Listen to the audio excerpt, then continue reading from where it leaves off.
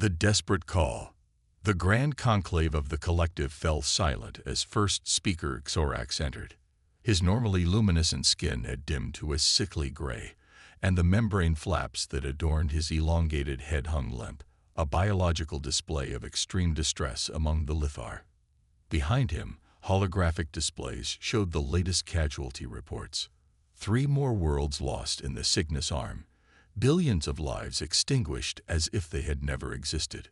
The Void Dominion has breached the Helios defensive line, Xorax announced, his multi-toned voice resonating through the chamber. Simulations predict total collective collapse within 16 standard cycles. The assembled representatives of 37 spacefaring civilizations, the greatest alliance of sentient species in known space, erupted in panicked communication. Some spoke through vocalization devices, others through pheromone emitters or light pattern generators, all conveying the same primal emotion. Fear. Admiral Teverax of the Collective Defense Force rose from her gravity couch, her insectoid mandibles clicking in what the universal translators interpreted as frustration. We've deployed every countermeasure in our arsenal. Nothing penetrates their phase-shifted hulls. Nothing disrupts their quantum disintegration beams. Then we require solutions beyond our arsenal, Hadorak replied simply. Elder Myrjin, ancient even by the standards of the long-lived Quleri, shifted her serpentine form forward. There is one option we have not explored. The chamber grew still as she activated a secure data node. Species designation: human. Planet of origin: Earth. The holographic display shifted to show a small blue-green world in an unremarkable star system.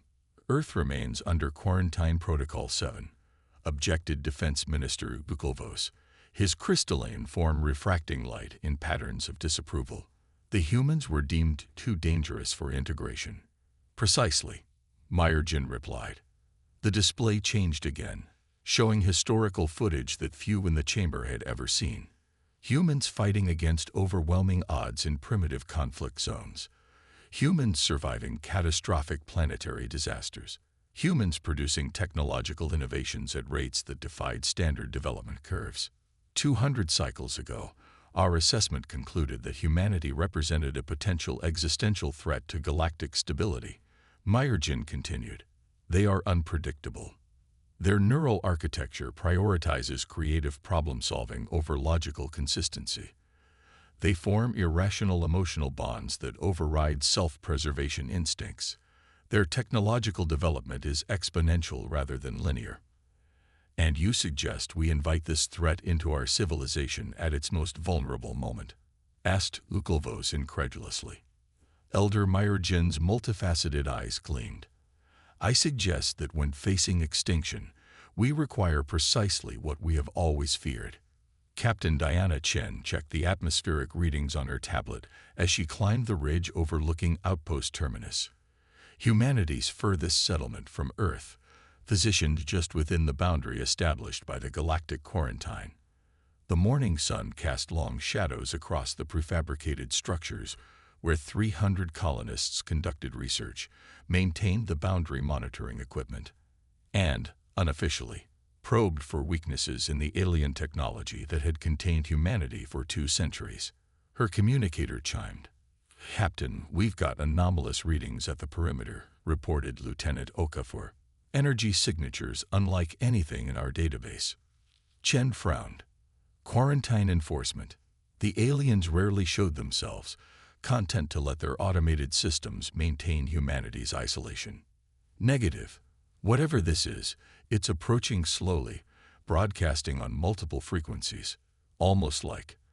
Like what, Lieutenant? Like it's trying to say hello. Chen was halfway back to the command center when the alien ship materialized above the outpost, sleek, organic-looking, with surfaces that seemed to flow rather than remain rigid. Nothing like the automated sentinels that occasionally patrolled the quarantine boundary. By the time she reached the central plaza, a crowd had gathered. The ship had landed, extending what appeared to be a docking ramp. Standing before it was a being unlike anything in Earth's xenobiology archives. tall, with luminescent skin stretched over an elongated frame, and membrane flaps on its head that pulsed with changing colors. "I am first speaker Xorax of the collective," the alien announced through what must have been a translation device. "I come seeking humanity's help. The galaxy is dying." "Absolutely not," said Secretary General Okonkwo, his face stern on the vidscreen as Chen briefed the United Earth Government emergency session. "This could be an elaborate trap, 200 years of quarantine, and suddenly they need our help." Chen glanced at first speaker Xorax, who waited patiently outside the command center, apparently understanding humanity's need to discuss the situation privately. "The data they've provided appears genuine, sir," Chen replied. "The Void Dominion represents a threat unlike anything the collective has encountered. Their species are being systematically eradicated. And how exactly are we supposed to help?" demanded the Chinese representative. "Our technology is centuries behind theirs. We've barely established a presence on Mars and Europa." "They don't want our technology," Chen said. "They want our minds." The briefing continued for hours as more government and military officials joined. Scientists analyzed the data Xorax had provided about the Void Dominion. Entities that existed partially in another dimensional plane, making them nearly impossible to detect until they materialized to consume all matter in their path, converting it to energy to sustain their existence. "Their ships phase through conventional defenses," explained Dr. Eliza Okafor, Terminus's lead physicist. "Their weapons disintegrate matter at the quantum level. The collective's highly advanced civilization has been unable to counter these capabilities." "Then what can we possibly offer?" asked General Martinez. Chen took a deep breath. "First speaker Xorax believes that human unpredictability, our creativity, our willingness to try seemingly irrational approaches, our ability to make intuitive leaps, might produce solutions their more logically rigid minds cannot conceive." After 48 hours of global debate, humanity made its decision. The team assembled at Terminus Outpost was unlike any military or scientific mission in Earth's history. Alongside the expected contingent of soldiers and scientists were artists, engineers, philosophers, and even a handful of individuals who might politely be described as brilliant misfits. Dr. Sanjay Mehta, a neurobiologist specializing in human creativity, had brought along 5 of his most promising graduate students. Retired Colonel Grace Washington, who had led the infamous Lunar Rebellion, arrived with a tactical team that specialized in asymmetric warfare.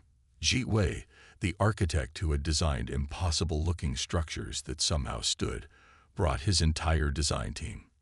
There was even Maya Osai, a teenager who had gained fame for her unorthodox mathematical proofs that had initially been dismissed by the academic establishment.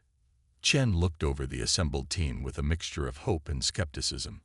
"I know you've all been briefed, but I want to be clear about what we're facing. This isn't a diplomatic mission or a cultural exchange.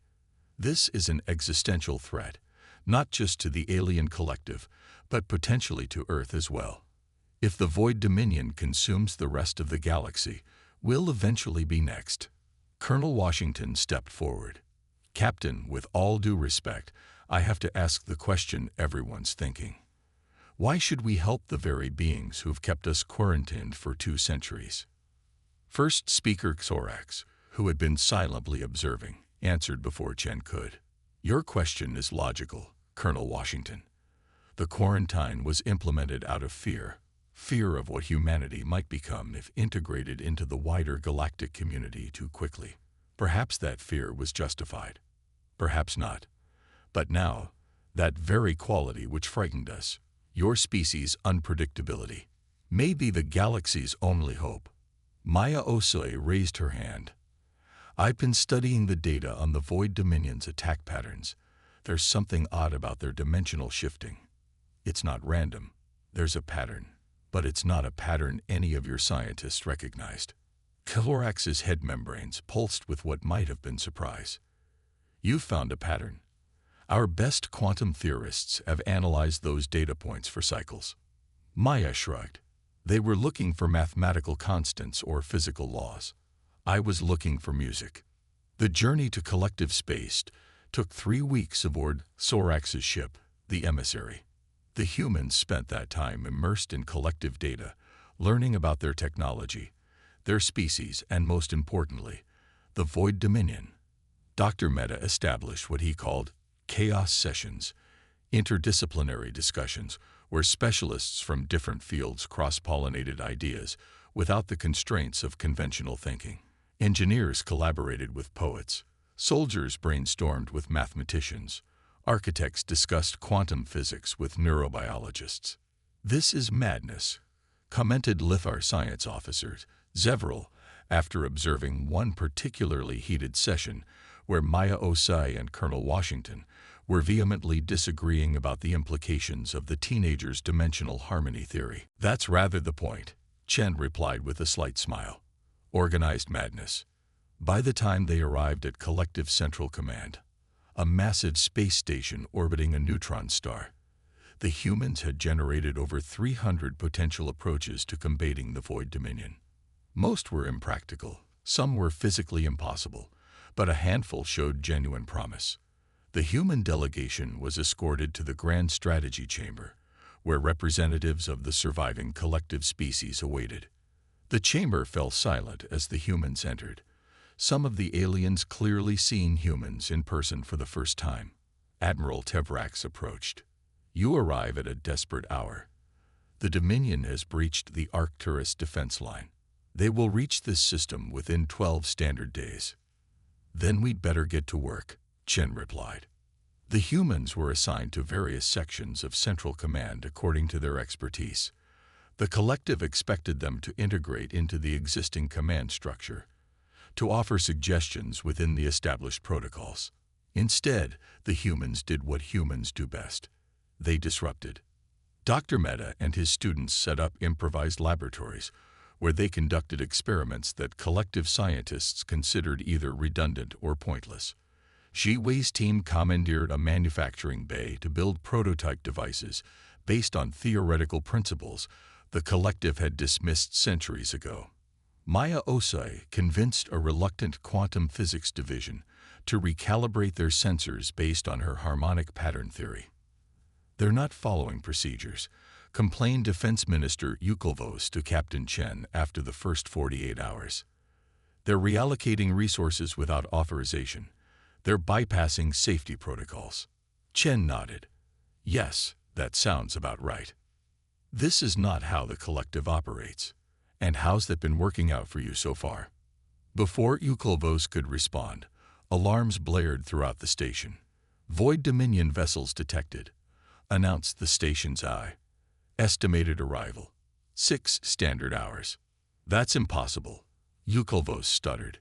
"Our projections have been consistently wrong," Chen finished for him. Time for a new approach. The first engagement between the human-influenced collective forces and the Void Dominion was chaotic, desperate, and, by conventional collective military doctrine, completely improper. Colonel Washington had convinced Admiral Tevrax to implement several unorthodox tactical approaches. Collective ships maneuvered in patterns that defied optimal positioning algorithms, but made them unpredictable targets. Several vessels had been hastily modified with experimental defenses based on Maya Osai's harmonic theory. Defenses that, against all collective predictions, managed to partially disrupt the Dominion's phase-shifting capabilities. "The modifications are working," exclaimed Lieutenant Okafor from the Auxiliary Command Center, where most of the humans had gathered to monitor the battle. Chen watched the tactical display with guarded optimism. The collective ships were holding their own, something that hadn't happened in any engagement with the Dominion for months. But holding their own wasn't enough. They needed a decisive advantage. "Maya," Chen called across the room, where the teenager was furiously working on calculations with a team of collective quantum physicists. "You said the Dominion's dimensional shifting follows harmonic patterns. Can we use that against them?" Maya looked up, her eyes wide with sudden inspiration. "Not just use it against them. We could trap them between phases if we generate the right counter-harmonic resonance." As the battle raged outside, humans and collective scientists worked frantically to develop Maya's insight into a deployable weapon. When the Void Dominion breached the outer defense perimeter, Dr. Mehta made a crucial connection. "It's not just a physical resonance," he said, studying neural scans of collective crew members who had survived brief exposures to Dominion energy fields. "There's a consciousness component. They're not just shifting physical dimensions. They're shifting awareness. Like a form of quantum consciousness," agreed Maya. "What if we—" The conversation devolved into technical jargon so complex that even the collective's translation systems struggled to interpret it. Chen caught phrases like entangled observer states and probability wave collapse manipulation before giving up on following the details. What mattered was that 5 hours later, as the Dominion forces closed in on Central Command, Maya OC and Dr. Mehta preempted their solution to the assembled collective leadership. "We call it the perception bomb," Maya explained, standing before beings centuries older and supposedly wiser than herself with complete confidence. "It won't destroy the Dominion ships, but it will trap them in a state of quantum indeterminacy." "That's theoretically impossible," objected the collective's chief scientist. "Only if you assume consciousness is localized," Dr. Mehta replied. "Our research suggests the Dominion entities exist as a distributed quantum consciousness.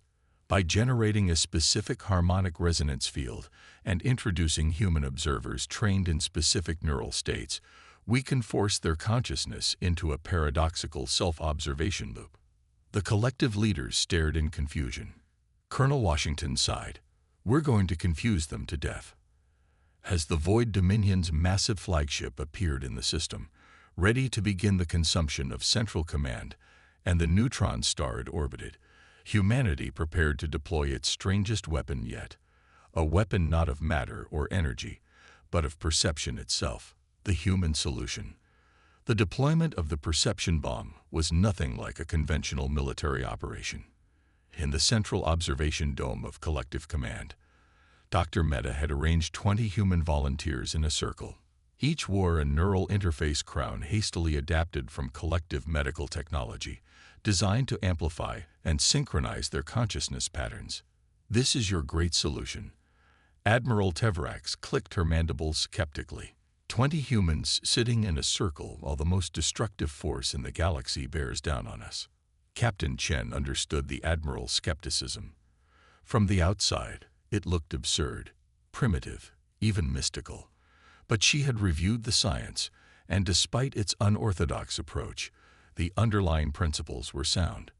"The neural crowns will amplify their consciousness patterns," explained Dr. Mehta, making final adjustments to Maya OCI's interface. "Combined with the harmonic resonance generators we've positioned throughout the defensive perimeter, they'll create a quantum observer effect powerful enough to disrupt the Dominion's dimensional shifting." "And if it doesn't work?" asked Exorax. Chen met the first speaker's gaze. "Then we die knowing we tried something no one else would have thought to try." The Void Dominion flagship entered the system, a massive construct of shifting darkness that seemed to bend light around it. In its wake followed smaller vessels, equally ominous. The tactical display showed them accelerating towards Central Command, ignoring the collective defensive fleet as if it posed no threat, which, under normal circumstances, it didn't. "Harmonic resonance generators at full power," reported Lieutenant Okafor. "Neural synchronization at 87% and climbing." In the circle, Maya Osei opened her eyes. "I can feel them," she whispered. "They're not what we thought. They're not invaders. They're refugees." Before anyone could question her statement, the Dominion ships entered the field projected by the resonance generators. For a moment, nothing seemed to happen. Then the impossible occurred. The vessels stopped. "They're trapped between phase states," Maya announced, her voice taking on an otherworldly quality as the neural interface connected her consciousness to the field. "I can communicate with them." The observation dome fell silent as Maya conversed with an enemy that had destroyed hundreds of worlds, her lips moving but no sound emerging. After what seemed an eternity but was actually only minutes, she spoke again. They're running from something worse. Their home dimension is collapsing. They've been consuming matter in our universe to sustain themselves, not understanding that the matter here is already occupied by sentient life. They thought they were harvesting resources from an uninhabited reality. Admiral Tevrax's mandibles clicked rapidly. That's absurd. They've destroyed entire civilizations. Without recognizing them as such, Maya replied. Their consciousness operates so differently from ours that they didn't perceive our civilizations as sentient structures. They saw our worlds as raw material. First speaker Xorax moved closer to the circle. Can we make them understand? Can we negotiate? Maya nodded slowly. I think so. The neural interface is translating concepts between our forms of consciousness. But they need help. Their dimension is still collapsing. They need somewhere to exist that doesn't require consuming our worlds. Dr. Mehta leaned forward. The quantum vacuum between star systems. It contains enormous energy potential that's compatible with their phase-shifted existence. We could help them establish stable energy extraction processes that don't interfere with material worlds. You want us to help the beings that have slaughtered trillions. Admiral Tevrax's voice conveyed utter disbelief. Colonel Washington, who had been silently observing, spoke up. In human history, our greatest enemies have sometimes become our strongest allies. If they didn't understand what they were doing, and now they do. For 3 tense hours, Maya Osei served as the interface between human, collective, and Dominion consciousness. Concepts were translated, misunderstandings clarified, and possibilities explored. Dr. Mehta's team worked frantically to develop a theoretical framework for Dominion entities to exist sustainably within the quantum vacuum of normal space. It's working, Maya finally announced, exhaustion evident in her voice. They understand. They're sorry in their way. They've agreed to withdraw from all collective worlds and attempt the transition to vacuum energy consumption. The observation dome erupted in a cacophony of voices, light patterns, and pheromone releases as the collective representatives expressed their disbelief, hope, and lingering skepticism. First speaker Xorax raised his hands for silence. If this is genuine, it represents not just survival but a fundamental shift in our understanding of the universe and its inhabitants. Captain Chen watched the tactical display as the Dominion vessels began retreating, their dark forms shifting into a different configuration as they absorbed the new knowledge provided through the neural interface. The perception bomb didn't destroy them, she remarked. It created understanding. A very human solution, Xorax replied. Violence would have been simpler, but not better. 1 month later, Captain Chen stood beside first speaker Xorax in the Grand Conclave Chamber as representatives from all surviving collective species gathered to determine humanity's fate. The emergency had passed. The Void Dominion had withdrawn from collective space, establishing themselves in the vast emptiness between galaxies where they could draw energy from the quantum vacuum without threatening inhabited worlds. Occasional communication continued through adapted versions of Maya's neural interface technology, leading to exchanges of knowledge that benefited both civilizations. Humanity has saved us when our own knowledge and technology could not, Xorax addressed the assembly. The question before us is whether the quarantine protocol should be lifted, allowing Earth to join the collective as full members. Defense Minister Vukolvos stepped forward, his crystalline form casting prismatic light across the chamber. While I acknowledge humanity's crucial role in resolving the crisis, I must urge caution. The very unpredictability that made them valuable in this instance makes them potentially dangerous as permanent members. We feared the Dominion for the same reason, countered Elder Meyerjin. Because we did not understand them. Now we do. Understanding has replaced fear. Can we not achieve the same with humanity? Admiral Tevrax joined the discussion. Having fought alongside them, I can attest that humans are indeed chaotic, emotional, and frequently irrational. They ignore protocols, question authority, and improvise beyond all reasonable boundaries. She paused. They are also loyal, ingenious, and possess insights our more structured minds often miss. The collective would be stronger with their inclusion. The debate continued for hours, with those in favor of integration gradually gaining the upper hand. Finally, Thorax called for a formal vote. The result was clear. The quarantine would be lifted. Captain Chen, Thorax said formally, on behalf of the collective, I invite Earth to join our alliance of civilizations as full and equal members. Chen felt the weight of the moment. This was what humanity had wanted for 2 centuries. Access to the stars, to advanced technology, to the community of intelligent species that had seemed forever beyond reach. There will be conditions, I assume, she replied. Fewer than you might expect, Thorax answered. We recognize now that attempting to force humanity to conform to collective norms would defeat the purpose of your inclusion. Your difference is your value. Chen smiled. Funny how that works. The integration process began immediately. Collective technological knowledge was shared with Earth, while human experts in various fields, particularly creative problem-solving, intuitive reasoning, and interdisciplinary thinking, were distributed throughout collective institutions. Dr. Mehta established the Cognitive Diversity Institute, where scientists from all species studied the unique thought patterns that each brought to collective intelligence. Colonel Washington helped restructure parts of the Collective Defense Force to incorporate human tactical flexibility. G-Way's architectural innovations were adapted for habitat construction across dozens of worlds. And Maya Osui, the teenager whose perception of harmonics had bridged the gap between dimensions, founded the Interspecies Consciousness Research Center, continuing to explore the frontiers where mind meets reality. 6 months after the crisis, Chen found herself walking with Thorax through a newly established human settlement on a collective world, the first of many.